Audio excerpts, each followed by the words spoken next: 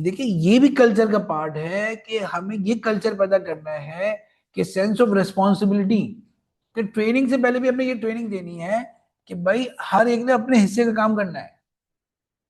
शरीयत में अपना हक मांगने की बजाय अपनी जिम्मेदारी अदा करने में तवज्जो दी गई है। जब आप सब अपनी जिम्मेदारी अदा करेंगे तो सबको हक मिल जाएगा।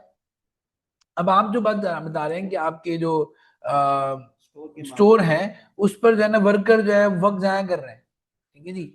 अब इसमें बहुत इंपॉर्टेंट एलिमेंट ये होता है कि उनको कितना आप उनके हुकूक दे रहे हैं और कितना अपने साथ लेके चल रहे हैं। मतलब एक तो ये ना कि आपने उनको कहा कि भाई तुम्हारी तनख्वाह होगी मिसाल के तौर 50,000 रुपये और तुम 50,000 के लिए स्टोर में काम करो। भाई ये 50,000 तो कोई और भी दे सकता है, ठीक है। अब उनको जहां पर 500 रुपये ऊपर मिलेंगे या 5,000 ऊपर मिलेंगे, फौरन क्या करेंगे वो दूसरी जगह अगर चाहे आपका काम जितना भी डिस्टर्ब हो। अच्छा, अब ये जो 50,000 रुपये आप दे रहे हैं ना, आप पहले उसको वैल्यू के साथ, भाई मेरे स्टोर में क्या ऐसा है कि दूसरे स्टोर में नहीं है, मैं किस सोच के साथ काम कर रहा हूँ, किस तरह लोगों की खिदमत खल्क की बात कर रहा हूँ, क्या मेरा जज्बा है और इससे मैंने आगे क्या बढ़ना है और इसके जरिए जो मैं कमा रहा हूँ मैं कितनी जगहों पे खर्च कर रहा हूँ। और हम अपने इसमें शरीयत को जिंदा कर रहे हैं, एक मिसाल बन रहे हैं।